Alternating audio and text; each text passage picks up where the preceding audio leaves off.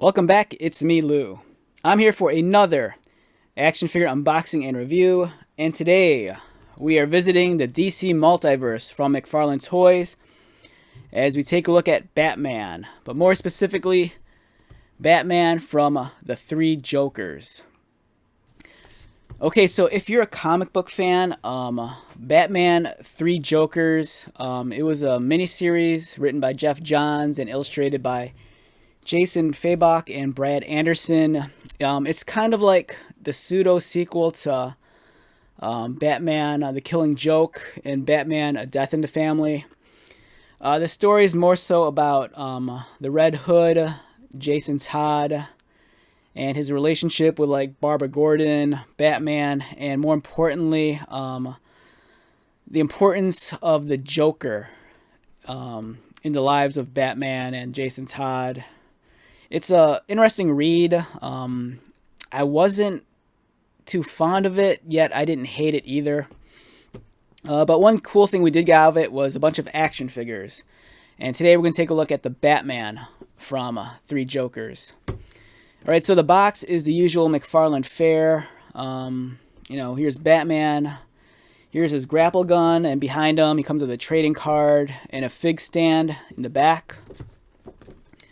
On the side, Batman to Three Jokers. It's kind of nice that they also placed the logo vertically, so if you're a mint on card kind of guy or gal and you display this on your shelf, at least you can see, the logo on the spine.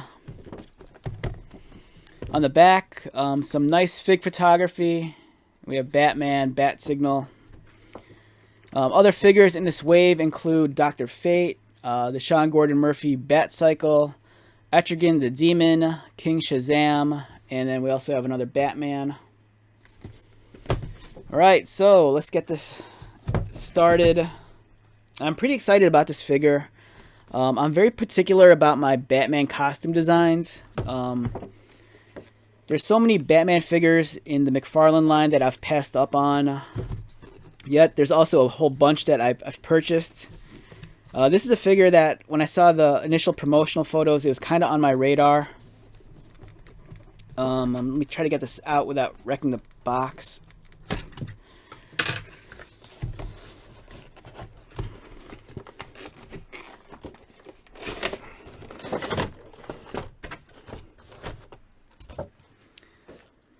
Alright, so first impressions of this figure while it's in the tray. I'm pretty excited, actually. Like I said just a second ago, I'm very particular about my Batman costume designs. And this one is pretty close to like my ideal version of Batman. The only thing it's missing is the black briefs over the tights. I'm a big fan of that like classic look of Batman where he wears his underwear on the outside. And I'm also a big fan of the much more like marketable oval Batman symbol. So yeah, excited to check this out. Here's a trading card, fig stand. Here's the grapple gun. I'm not going to review the grapple gun. We're just going to leave it in the package for now. I believe this is an accessory we've gotten in the past with some of the other figures. Like I want to say some of the other Batmans and maybe even a Batgirl might have had this weapon also.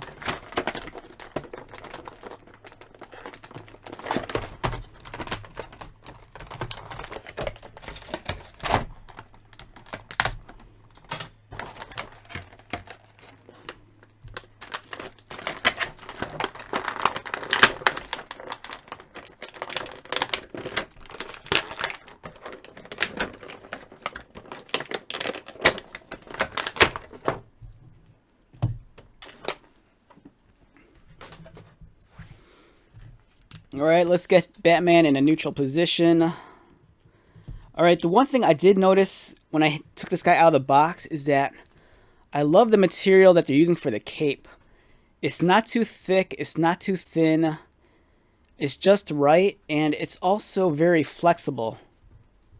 As you can see here, it's not a dense plastic, so immediately I'm very impressed with the quality of this cape material. It's very soft. The sculpting is really well done on it. There's some nice texture and scratches along it, so it gives it some life. The sheen of black it's nice also. It's a nice shade of black. But yeah, I'm really digging how flexible this cape is. Yeah, so far I'm liking what I'm feeling here. It's a nice solid figure. It looks great when it's lit properly. You know, you get the right shadows on Batman, and he looks very grimacing, very menacing. All right, so let's get started.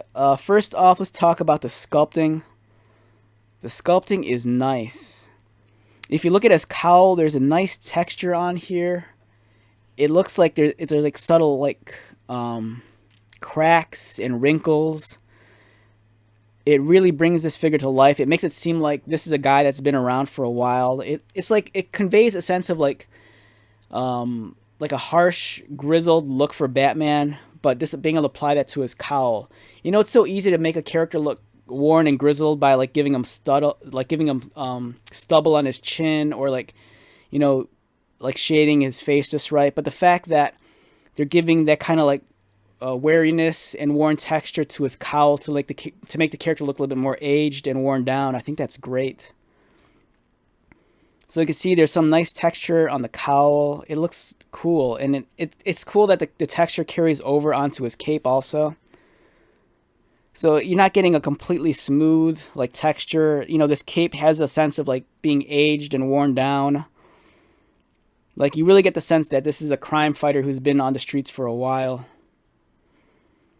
And I just love the look of his face. I mean, the sculpting on his mouth and his cheeks and his chin.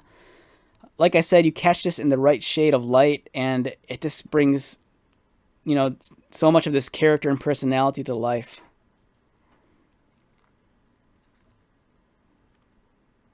One thing I kind of have an issue with is the bat ears or the horns on his cowl. You know, from a profile view, it almost looks like Wolverine. The way it's shaped, like from the peak of the nose to like where it goes above the cheek, and it kind of curves up. That's a very Wolverine kind of like horn on his mask. I'm a bigger fan of like the Neil Adams Batman, where his horns are a lot taller, but I don't mind this look. It looks okay. But his head just looks a little bit too tall. If you look on it like head on, you know, it looks like he has a giant forehead. So I think they could have shortened his head just by a little bit. And it's kind of weird that his head curves up, but then as soon as it hits the peak, it just falls flat. It's almost like he has no cranium. But in terms of it conveying the character, I think it looks well. It kind of creates a hard angle on his face, makes him look a little bit more imposing. So from a profile view, I think it looks really well done. The sculpting on his uniform, it's very bare minimum. There's no embellishment. It's not like they decided to create a micro texture around his costume. Instead, this really recreates that spandex kind of look. You know, it's kind of like he's wearing a skin-tight bodysuit. And then there's some subtle wrinkles like under the arms and on the abdomen. The shade of gray is perfect also. It's a little bit more subdued, a little bit darker. It really flows well with this black. The sculpting on his biceps, though, it's kind of... the musculature here could be a little bit more defined. He's not as, like, ripped or vascular. But then again, he's wearing this bodysuit. You know, maybe they're trying to convey a little bit more realistic version of Batman. One thing I'm not liking on this figure is the joints on the bicep. It's a little bit too pronounced. For example, I recently reviewed the Superman Red Sun figure. And the one thing I liked about the Superman Red Sun figure is that even though it only had a single jointed elbow, it had a very clean bicep design. You know, the joint wasn't cutting into the bicep muscle like it is here. So I think this kind of falls into more of personal preference. If you're more about articulation, you'll like the fact that this is double jointed. But if you're more concerned about, you know, a cleaner look, it might bother you that the joint cuts into the bicep as deep as it does, and then it kind of leaves like this eyesore of a gap. One thing I've never been keen on either with the McFarlane figures is the way they cut at the torso. Like, I don't like how it's not a clean line where they cut at the abdomen. It bothers me that they kind of shape it out to like the shape of the muscle. It just looks kind of weird. It looks a little bit too broken up for me. But at the same time, it affords a little bit more, mobility and, kind of twist and turn into different poses, which is all right. I just kind of wish it was a much cleaner cut. I don't like how it like, it kind of has like a wavy cut to it. The sculpting on his utility belt's really well done. It kind of evokes more so the Batman '89 belt buckle. It has the capsules, has the oval. Again, this one has the gray briefs. It makes it look like it's a much more uniform look on him as opposed to breaking it up with the black briefs. But personally, I would have preferred the black briefs. But this is very accurate to how he is portrayed in the comic book.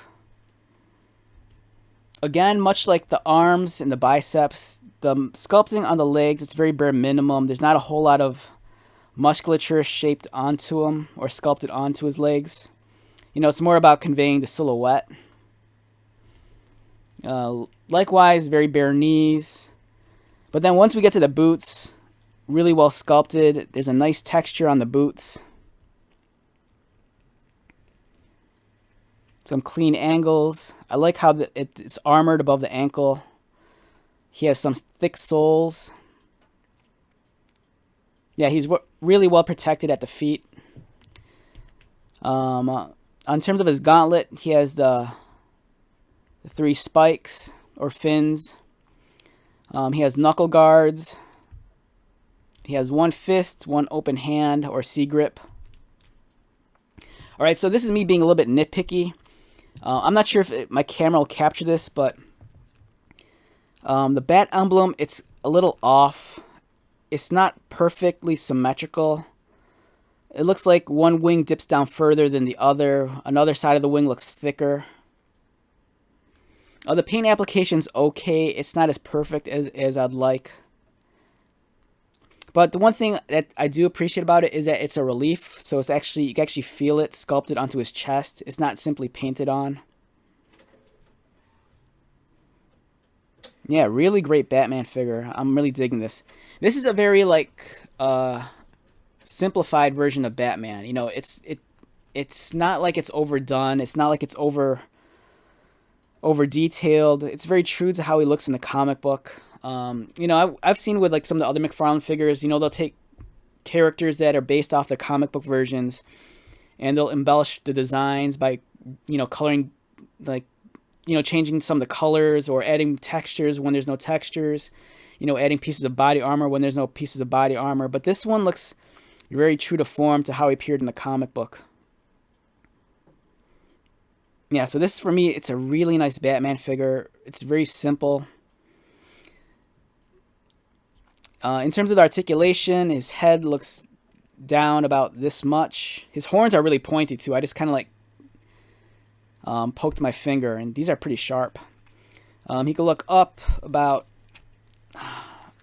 that much. It's not too much. He does have his back does arch, so he could probably look a little bit higher up, which is nice. And if you wanted to get him into a leaping pose or flying pose, if he's jumping off a building, you kind of recreate that with the way his arch or the way his back arches, and he could kind of look up a little bit.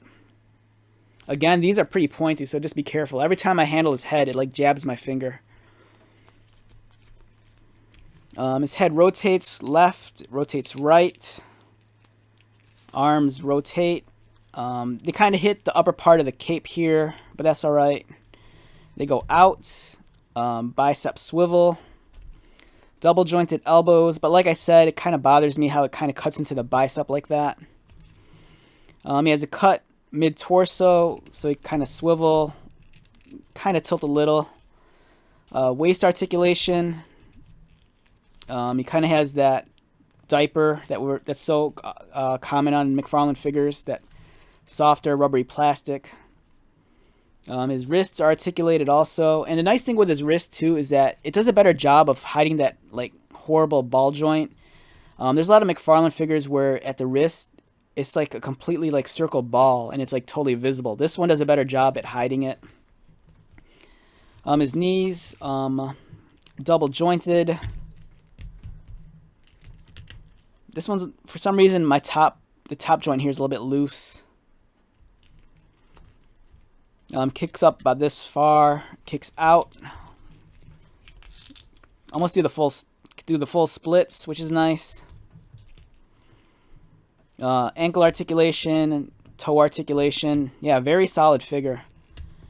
For some people, this might be the definitive Batman. If you only need one Batman in your collection and you want a very solid looking Batman that's, not overly detailed and a little bit truer to like an iconic look, sans the black briefs, this is pretty close. All right, so since we're on the subject of Batman from the three Jokers, let's take a look at how he's supposed to look like in the comics.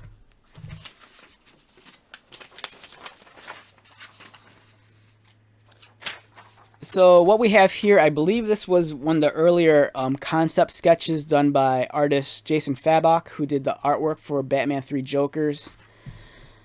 As you can see, Jason Fabok's design and the action figure, they're pretty close.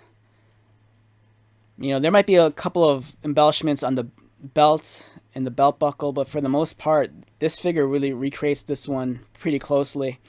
This one has the knuckle guards, as does this one. Even the boot design, this kind of has like the 3-tier points on the top, and this one does also. The cape length is almost accurate. So yeah, I think this is one of McFarlane's closer interpretations to the comic books. So I think this is, this is a really excellent standout figure.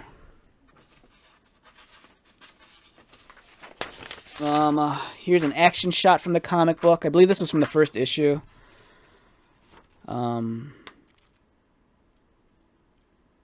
Actually, it looks like, the belt buckle and the belt, it looks like they're, there's some additional lines here that they've added. So it's a little bit closer in accuracy than I first thought.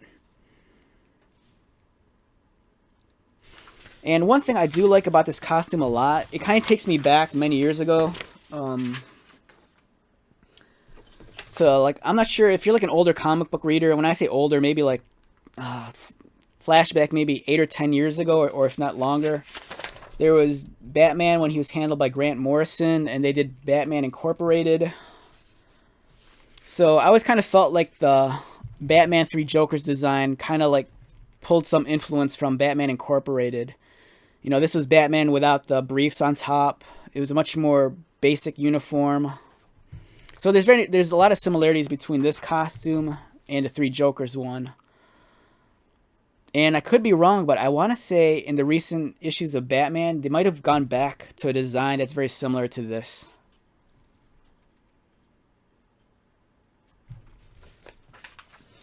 Alright, so let's talk numbers here. How would I rate Batman 3 Jokers? Visually, this guy is pretty spot on. For me, visually, this guy's a 10. Without a doubt. It's almost near perfect to how he looked in the comic book. I love the texturing on his cowl and the absence of texturing on his uniform. It creates a nice contrast. Color-wise, it's pretty spot on for what it should be. In terms of the articulation, it's your standard McFarlane articulation. He has all the points of articulation. And the range of motion, I think, is pretty decent. If you want to get him in like running poses.